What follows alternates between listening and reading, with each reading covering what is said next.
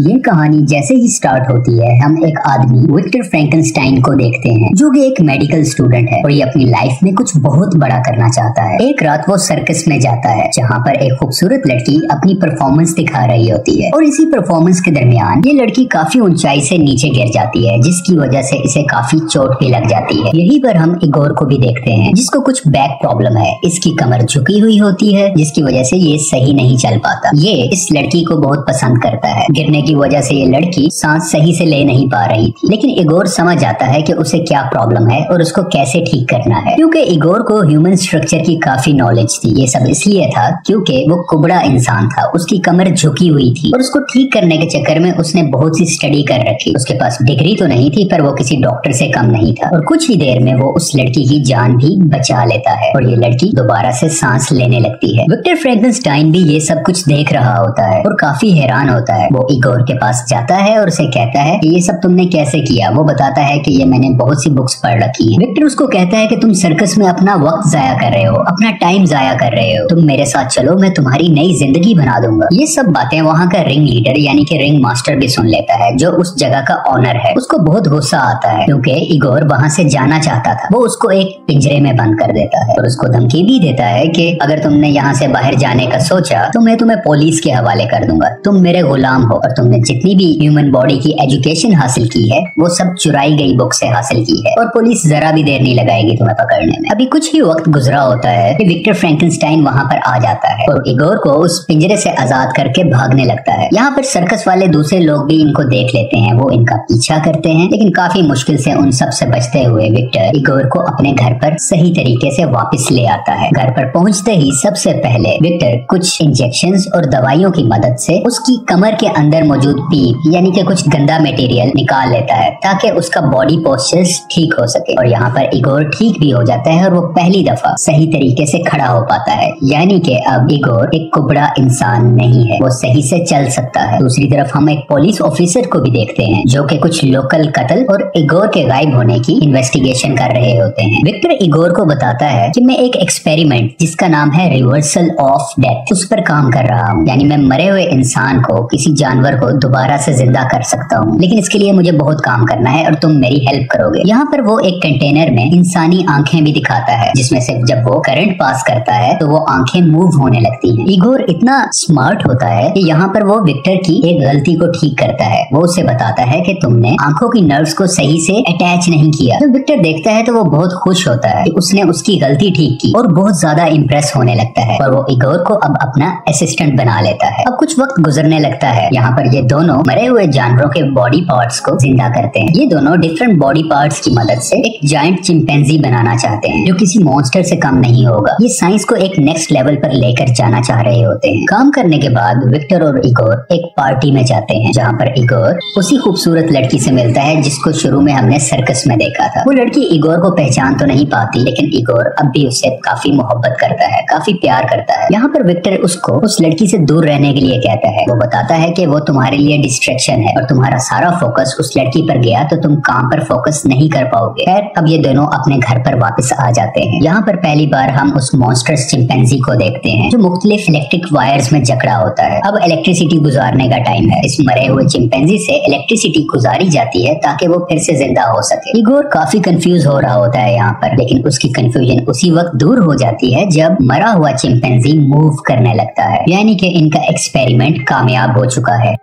अगले ही दिन अपनी साइंस को प्रूव करने के लिए विक्टर फ्रैंकेनस्टाइन उस चिंपैंजी को अपनी यूनिवर्सिटी में लेकर जाते हैं। यहाँ पर थोड़ी सी मुश्किलें तो आती हैं लेकिन जब वो चिंपैंजी जिंदा होता है तो इधर उधर अटैक करने लगता है, लोगों को नुकसान पहुंचाने लगता है, जिसको देखते हुए विक्टर अपनी ही बनाई हुई क्रिएशन यानी उस चिंपैंजी को मार देते हैं। विक्टर को उसकी यूनिवर्सिटी से निकाल दिया जाता है क्योंकि उसने अनकन्वेंशनल मेथड्स को इस्तेमाल किया है। यहीं पर इसके कुछ क्लासमेट्स भी होते हैं जो काफी अमीर होते हैं, काफी रिच होते हैं। वो विक्टर को कहते हैं कि हम तुम्हें फंडिंग देंगे, तुम इन एक्सपेरिमेंट्स को कंटिन्यू रखो। और ये भी बताता है कि तुम मेरे लिए आर्टिफिशियल ह्यूमनॉइड्स बनाओगे, यानी कुछ ऐसे क्रिएचर्स जिनको हम अपने मुताबिक क्रिएट कर सकें और वो हमारी मुख्तलिफ कामों में हेल्प कर सके। उसके अलावा काफी पैसे भी ऑफर करता है। यहाँ पर हम इगोर को देखते हैं, वो नहीं चाहता कि वो इन लोगों के साथ काम करे, लेकिन विक्टर इगोर को नजरअंदाज करते हुए यानी उसे अवॉइड करते हुए अपने रिच क्लासमेट की ऑफर को एक्सेप्ट कर लेता है और इगोर भी उसकी हाँ में हाँ कर देता है क्योंकि विक्टर ने ने उसको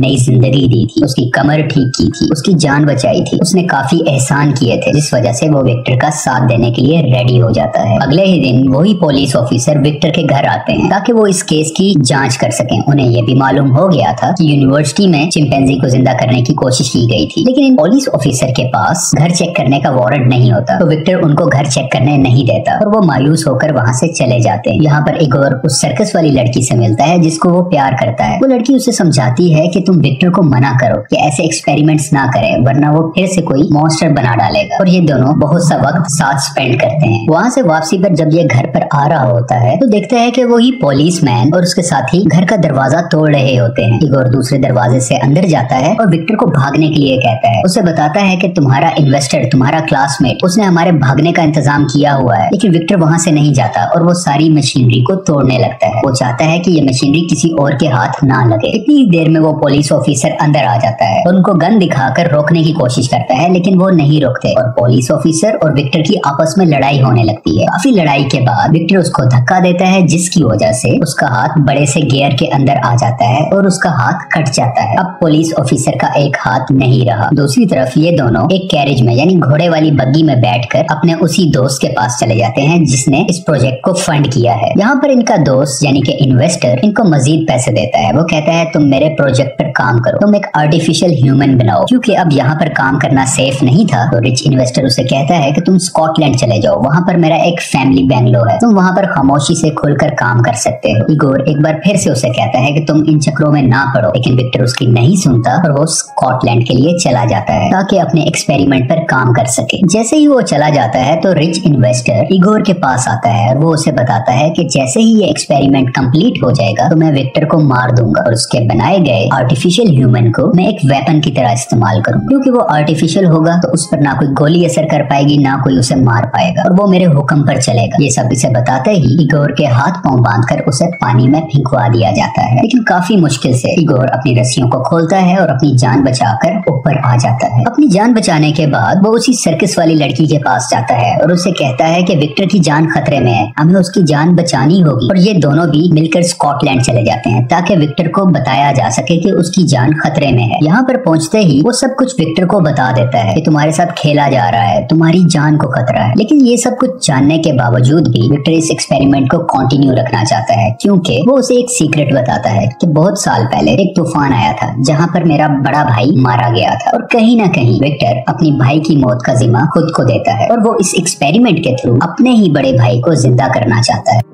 कुछ ही देर में वो इन्वेस्टर और पुलिस ऑफिसर भी यहाँ पर पहुंच जाते हैं जबकि विक्टर अपना एक्सपेरिमेंट कर रहा होता है। एक्सपेरिमेंट के दौरान बहुत ज्यादा ओवरलोडिंग हो जाती है, यानी बहुत ज्यादा बिजली जनरेट हो जाती है, जिसकी वजह से हर जगह तबाही मचने लग जाती है, हर चीज तबाह होने लगती है और उनकी मशीन काफी ज्यादा ब्लास्ट हो जाती है और इसी ब्लास्ट की वजह से उस इन्वेस्टर की यहीं पर मौत हो जाती है। पुलिस ऑफिसर विक्टर को कहता है कि इस सब तबाही के पीछे तुम हो, तुम्हारी वजह से ये सब कुछ हो रहा है। और इसी बातचीत के दरमियान वो बनाया गया मॉन्स्टर अपनी जगह से उठता है और मूव करने लगता है। विक्टर कहीं ना कहीं खुश होता है कि शायद उसका बनाया गया एक्सपेरिमेंट कामयाब हो गया है। विक्टर उस मॉन्स्टर से बात करने की कोशिश करता है लेकिन वो कुछ भी नहीं बोलता और वो मॉन्स्टर एक ही जगह पर खड़ा रहता है। पुलिस ऑफिसर काफी डरा होता है क्योंकि ये मॉन्स्टर काफी खतरनाक लग रहा था और वो अपनी गन निकालकर उसकी तरफ शूट करता है, जिससे उस मॉन्स्टर को काफी दर्द होता है और वो उस पुलिसमैन पर अटैक करता है और उसको मार देता है। उसके बाद ये मॉन्स्टर विक्टर और इगोर से भी लड़ने लगता है,